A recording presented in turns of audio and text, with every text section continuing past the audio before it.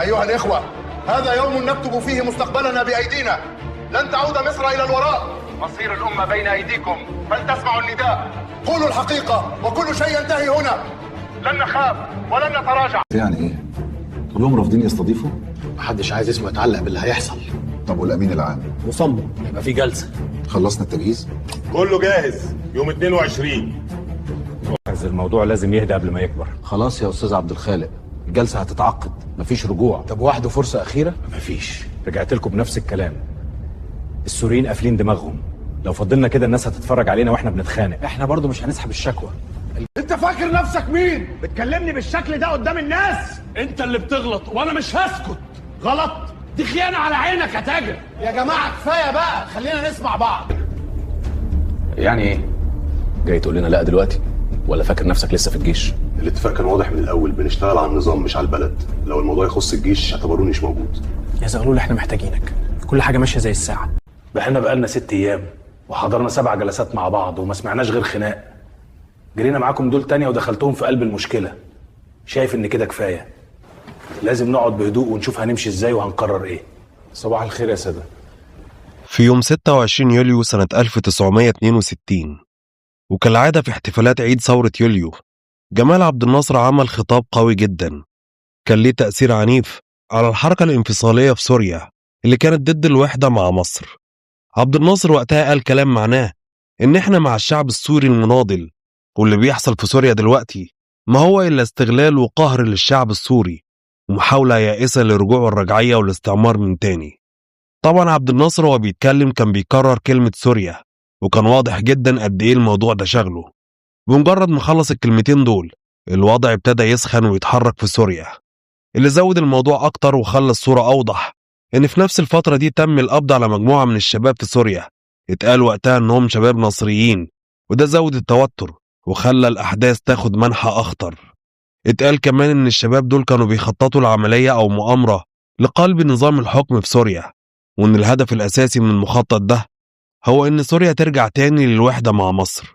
وفي يوم 27 يوليو سنة 1962 الحكومة السورية كلها اجتمعت اجتماع طارئ، وبعد نقاشات طويلة قالوا لازم نلاقي حل يوقف عبد الناصر عند حده، ما يخلوهوش تاني يقول على سوريا الإقليم الشمالي.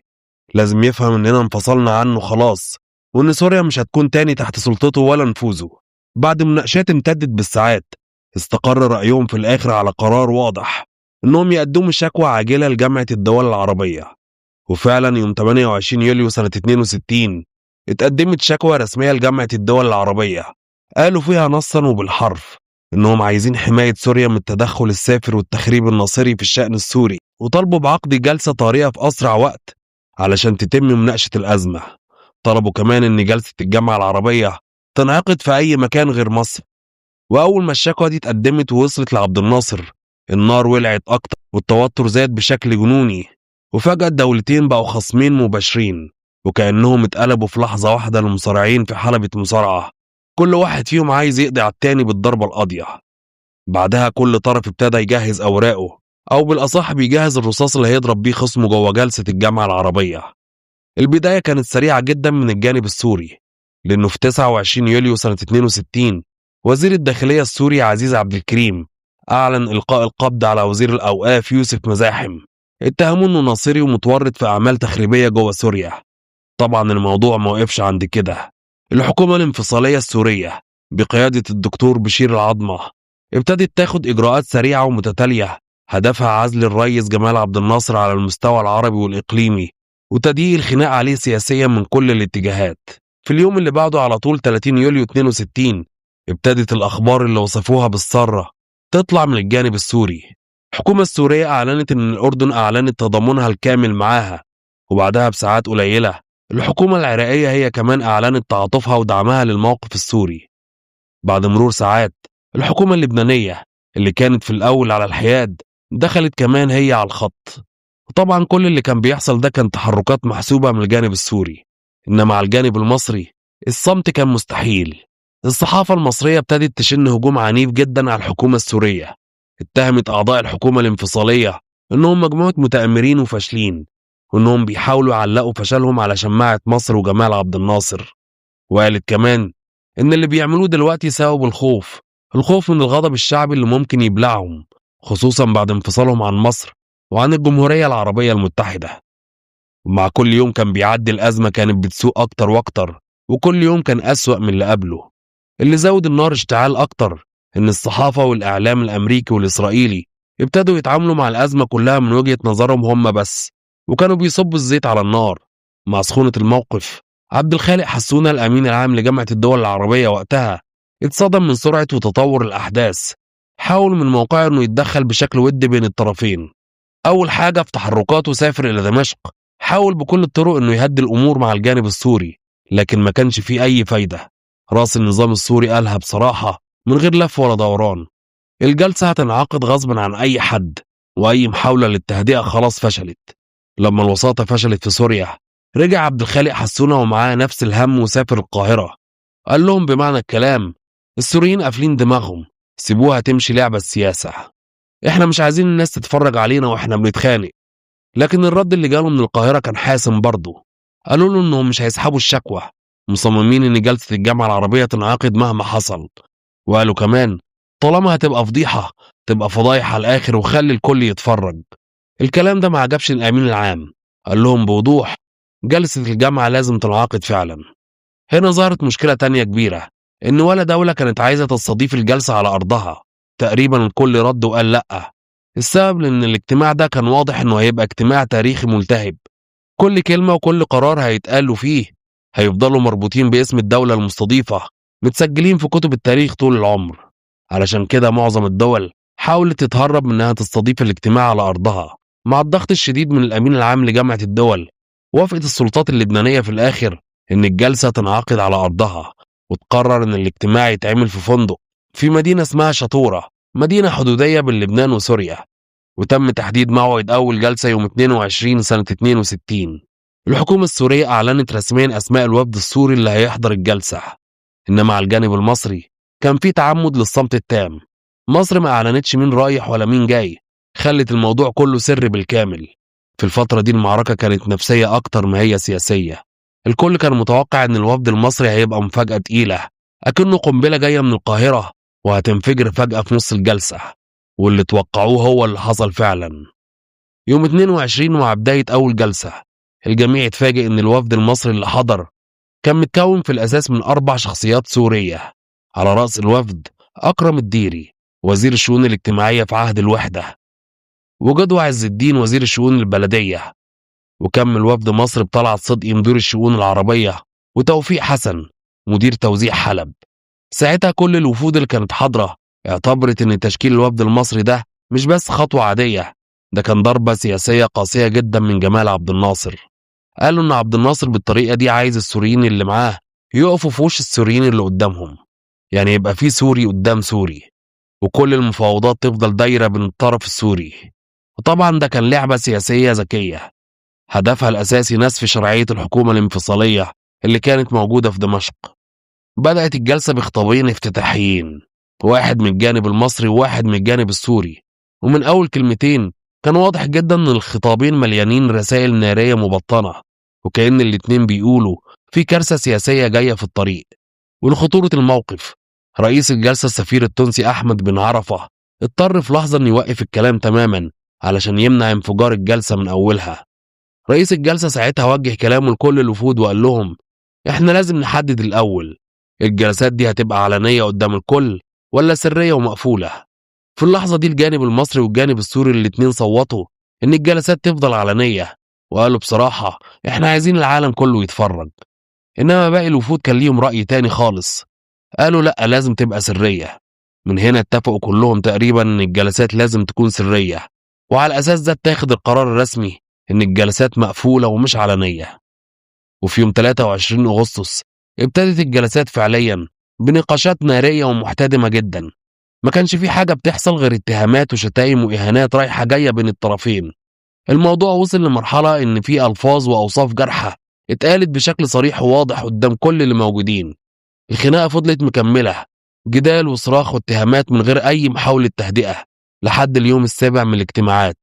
طول الفترة دي كلها الخناقات ما وقفتش ولا الفضايح خلصت، والأزمة كانت مكملة. ومع كل ده ما استقروش على قرار واحد ولا اتفقوا حتى هيعملوا ايه، لحد ما طلب الكلمة أحمد مختار ممثل السودان في الجلسة، وقال لهم كلام واضح وصريح: احنا بقالنا 6 أيام وحضرنا 7 جلسات مع بعض، ما سمعناش غير خناقات وشتيمة. مش بس كده، ده كمان جريتوا معاكم دول تانية ودخلتوهم في قلب الصراع. أنا شايف إن كده كفاية، لازم كلنا نقعد بهدوء ونشوف هنطلع بإيه وهناخد أنهي قرار. وبناء على الكلام ده اتفقوا إنهم ينهوا الجلسة مؤقتا، وقرروا إنها تنعقد تاني يوم 28. لحد هنا الكلام شكله هادي، لكن الحقيقة مفيش حاجة كانت هادية، لأن تاني يوم على طول يوم 28 أول ما الجلسة ابتدت وقبل ما أي حد ينطق أي كلمة، الكل اتفاجئ بالوفد المصري هو بيعلن رسميا انسحاب الجمهورية العربية المتحدة من جامعة الدول العربية. كل اللي حصل بعد إعلان الانسحاب إن هو اتقال إن جامعة الدول العربية اتقفلت، ما بقاش ليها أي دور في النضال العربي، بقت ساحة صراع وخناقات. وطبعا أول ما الوفد المصري قال الكلمتين دول كأنهم رموا قنبلة في نص القاعة. بعدها الخناقة ما فضلتش بين السوريين والمصريين بس، دي اتحولت لكل الوفود وكل الأطراف. كل الوفود التانية اعترضت بشدة على اللي بيحصل، وقالوا يا جماعة احنا عندنا 7 أيام فيها جلسات كافية لمناقشة مشاكلنا، وانتوا هتنسحبوا من الجامعة؟ طب كان ايه لازمة الاجتماع أصلا؟ وهنا قال خليل كلاس عضو الوفد المصري إن الوفد المصري أصلا ما عندوش نية الانسحاب ولا كان بيشتغل لحسابه الشخصي. الخطوة دي ما كانتش محسوبة من الأول، لكن اللي حصل الصبح ده كان بسبب اللي حصل في إذاعة سوريا اللي عملت ضغط شديد على المصريين وخلتهم ياخدوا القرار المفاجئ ده. وده كان كله بسبب الجانب السوري، لما كشفوا إن ضابط مخابرات مصري جالهم وعرض خدماته ضد بلده. وهنا الموضوع قلب جد، حالة من الذهول العربي سيطرت على الجلسة. كل الوفود قالت يا نهار أبيض، مين ضابط المخابرات ده؟ وإزاي خبر زي ده يتقال الصبح على الراديو كده عادي؟ اللي حصل إن في نفس اليوم 28 أغسطس 62 إذاعة دمشق أعلنت بيان خطير.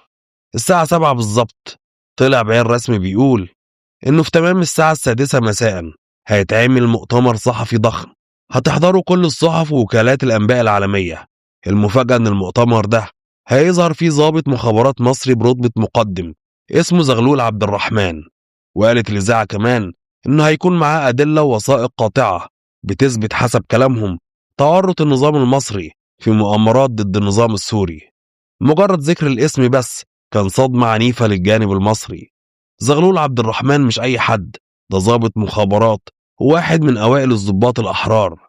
هنا السؤال الخطير، مين هو المقدم زغلول عبد الرحمن؟ وليه يطلع قدام الصحافة العالمية كلها يقول الكلام ده؟ زغلول عبد الرحمن كان مصري أصيل، تخرج من الأكاديمية العسكرية.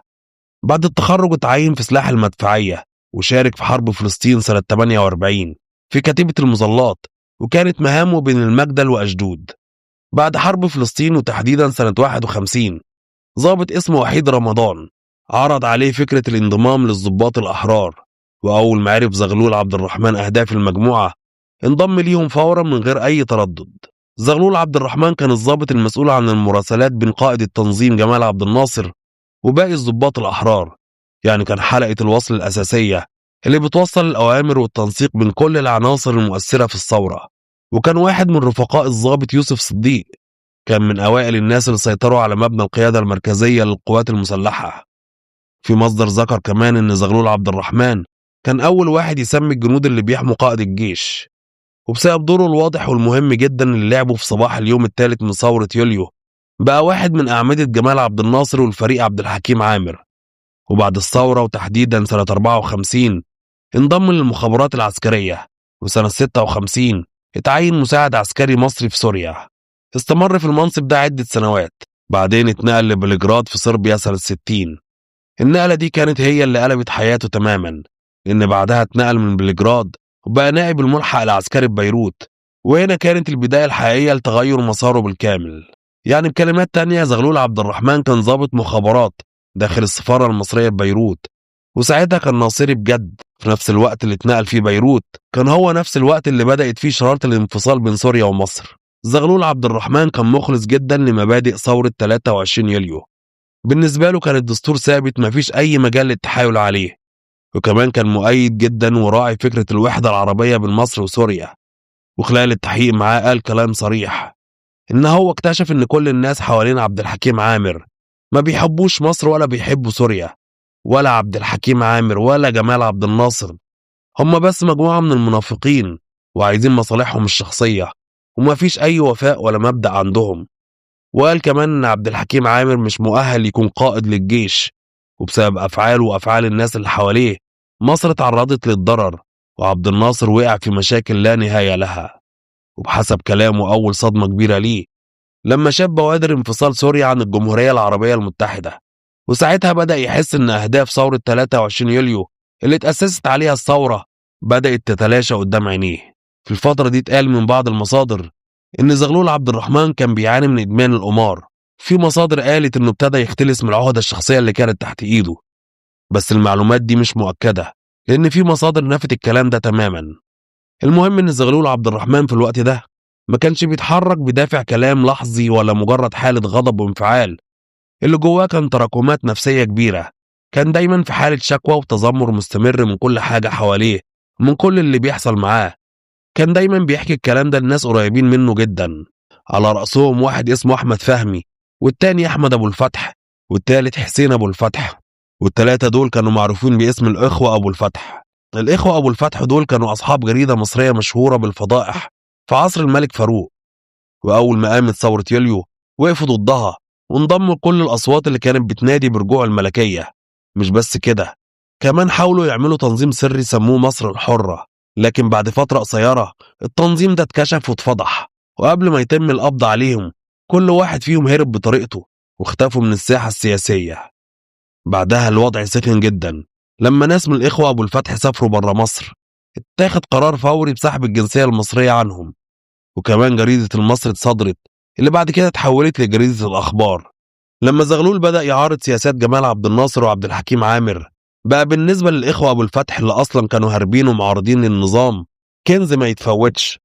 كلهم بدأوا يتجمعوا حواليه علشان يستغلوا موقعه ويحققوا أكبر استفادة ممكنة ويستخدموه لتحقيق مصالحهم، وأحيانا بطريقة استغلالية جدا. حسب كلامه أثناء التحقيقات إن هم أقنعوه إن هو الوحيد اللي يقدر يعمل فضيحة كبيرة لعبد الناصر قدام العالم كله، وإنهم عايزين يستغلوا الموقف ده قبل ما كل العالم يتابع اجتماع جامعة الدول العربية الجاي. زغلول في الحقيقة كان مصدق كل كلمة قالوها له، بقى مقتنع إن هو المخلص الوحيد اللي ممكن يسيطر على الأزمة دي. اتفقوا معاه إنهم يوصلوه بمجموعة من ضباط المخابرات السوريين اللي هيساعدوه يدخل سوريا. الاتفاق هو إن هو هيحضر أمام الوفد السوري في الجامعة العربية، وطبعا عشان تبقى الفضيحة علنية وعالمية ما تفلتش من العالم كله.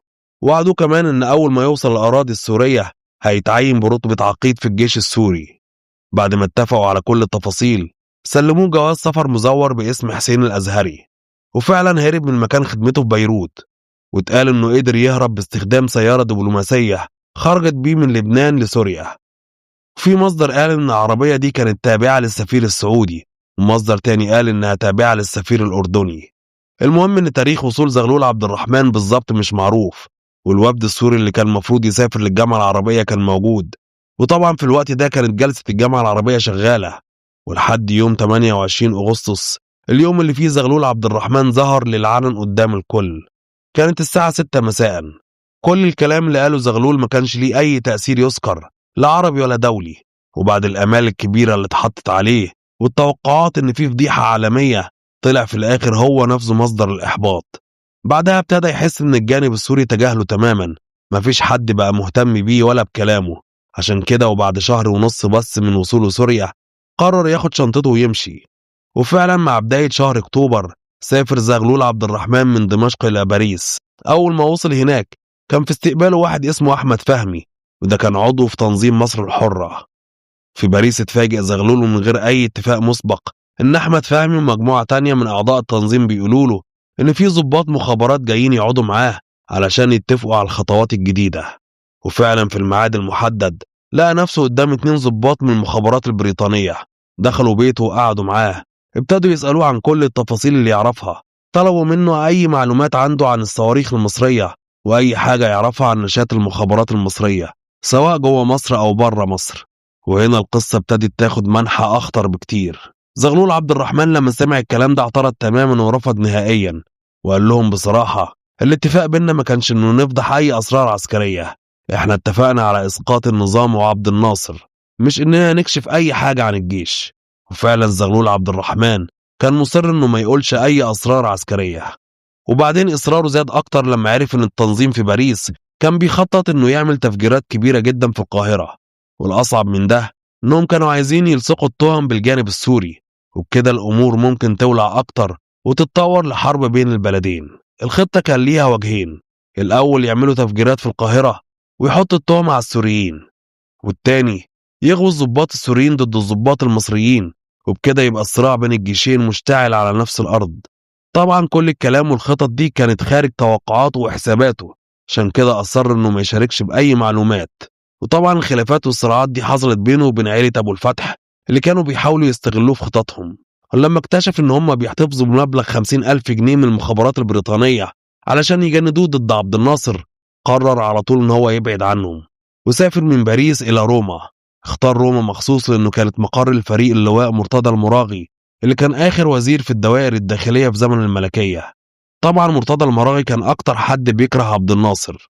حسب ما كتب في مذكراته رفض التعاون مع زغلول عبد الرحمن لإسقاط عبد الناصر، وقال له إن نظام عبد الناصر نظام قوي ومهما يحصل عمره ما هيقع. المهم زغلول عبد الرحمن بعد ما يأس من محاولات إقناع المراغي بدأ يتنقل من دولة للتانية لحد ما استقر في سويسرا، وده كان خلال شهر مايو 65. في الوقت ده وصل لنقطة اليأس الكاملة، فلوسه كلها خلصت ومفيش أي فرصة شغل قدامه. اضطر وقتها إنه يلجأ لواحد اسمه صلاح مطاوع، ده كمان كان من المعارضين لنظام عبد الناصر وكان موجود في جنيف في سويسرا. راح له وطلب منه انه يلاقي له اي وظيفة يقدر يعيش منها، انه يشتغل عامل في المطبخ. لكن زغلول ضابط المخابرات دي كان بالنسبة له اقصى درجات الاهانة، وبسبب الاهانة دي حس بيأس شديد ومهانة كبيرة، وعشان كده قرر في اللحظة دي انه يرجع مصر مهما كانت العواقب. وفعلا بدأ يتواصل مع الموظفين في السفارة المصرية في سويسرا وطلب منهم يساعدوه عشان يرجع القاهرة. في خلال أيام وتحديدا يوم 27 يونيو 65 وصل زغلول عبد الرحمن مطار القاهرة. في المطار سلم نفسه، وبعدها بدأت التحقيقات العسكرية معاه، وتحول بعد كده للسجن العسكري، وهناك اعترف بكل شيء، اعترف بكل التفاصيل بكل صراحة. ويوم 7 أغسطس حضر المقدم زغلول عبد الرحمن أول جلسة في المحكمة العسكرية اللي كانت برئاسة اللواء عبد المنعم حسن حسني، والساعة 9 الصبح بدأت النيابة العسكرية تعرض الأدلة وتقدم الاتهامات ضده. واللي حصل بعد كده كان بداية لحكاية درامية طويلة مليانة أسرار. أولا الهروب من الخدمة العسكرية وكمان الخدمة الميدانية، ثانيا اتصالاته مع مسؤولين في دولة أجنبية، ثالثا سحب أموال من العهدة، رابعا ارتكاب جريمة التحريض ضد النظام في مصر، خامسا قبول اللجوء عند القوات السورية والموافقة على تعيينه فيها برتبة عقيد. وأثناء المحاكمة زغلول عبد الرحمن رفض تماما أنه يعين محامي للدفاع عنه، ولما المحكمة سألته أنت ليه بتصر على عدم تعيين أي محامي للدفاع عنك، رد عليهم وقال مفيش داعي، أنا جاي بنفسي وأقدر أدافع عن نفسي. بس رئيس المحكمة العسكرية قرر تأجيل الجلسة لحد ما يتعين محامي، وفعلا عقدت الجلسة يوم 1 أغسطس 65. اتعين النقيب حسن دهشان لكنه رفض الدفاع عن المتهم. وطوال كل الجلسات كان زغلول عبد الرحمن بيعترف بكل حاجة وبيرد على كل الاتهامات الموجهة ليه. لما حاول يوضح الخدمات اللي قدمها لمصر أو اللي قدمها للثورة، المحكمة ما بقتش تسمعه، وهو كان مستمر في الدفاع عن نفسه بلا توقف. رد وقال قدام المحكمة كل الخدمات اللي قدمتها قبل كده كانت واجبي تجاه بلدي، أما الأخطاء اللي عملتها فالدولة من حقها تاخد حقها مني، أما عن رجوعي بإرادتي لمصر فده أحسن اعتذار أقدمه لبلدي. وبعد ما خلص كلامه المحكمة العسكرية أصدرت حكمها النهائي ضد المتهم زغلول، وهو الإعدام رميا بالرصاص. لحد النقطة دي هتلاقي إن معظم أو تقريبا كل المصادر وقفت هنا، يعني مفيش مصدر فيهم قال إيه اللي حصل بعد الحكم، لكن في مقال واحد بس كتبه واحد من قرايب زغلول عبد الرحمن شخصيا، قال فيه إن بعد صدور الحكم من المحكمة العسكرية نص الحكم اتعرض على الرئيس جمال عبد الناصر عشان يصدق عليه ويتم تنفيذ حكم الإعدام، لكن اللي حصل كان مفاجأة. عبد الناصر رفض التصديق على الحكم وصدر قرار بالعفو على زغلول عبد الرحمن. وطبعا كل الكلام اللي اتقال ده ما كانش بيعجب الموساد ولا الصحافة العبرية اللي كانوا مستنيين أي فرصة يضربوا بيها هيبة عبد الناصر ونظامه، وعشان كده استغلوا الحادثة دي أسوأ استغلال ممكن. والحقيقة إن عبد الحكيم عامر للأسف كان الراجل الغلط في المكان الغلط، وعمليا هو اللي سمح للي حواليه من ناس فاسدة إنهم يستغلوا مناصبهم ويستفيدوا منها على حساب البلد. أما على اللي حصل ده نقدر نقول إن مفيش طرف من الأطراف العربية كان مستفيد إلا طرف واحد بس، هو العدو الحقيقي إسرائيل. إسرائيل هي الطرف الوحيد اللي كانت مصلحته دايما إن الانقسام يفضل موجود بينا، والمؤسف إن لحد النهاردة الانقسام ده موجود. والمصيبة الأكبر إن لحد النهاردة لسه في ناس مش مقتنعة إن إسرائيل هي اللي بتعمل الانقسام بينا. لسه في ناس بتقول إحنا عايشين في وهم المؤامرة. طب خلينا كده نسأل، مش يمكن إحنا فعلا عايشين في المؤامرة؟ بس الفرق إن هنا بدل ما نكون ملايكة بين إحنا الشياطين على نفسنا.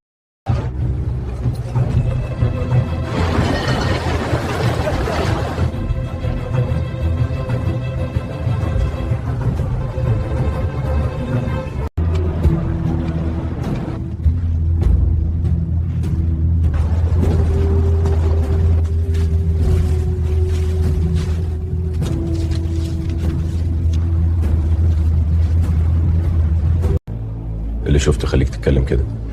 شفت ان الناس حواليه ولا بيحبوا مصر ولا سوريا، بيحبوا نفسهم وبس. كله نفاق وتطبيل مصلحجيه ماشيين وراه من غير مبدأ. احنا بقالنا 6 ايام وحضرنا 7 جلسات مع بعض وما سمعناش غير خناق.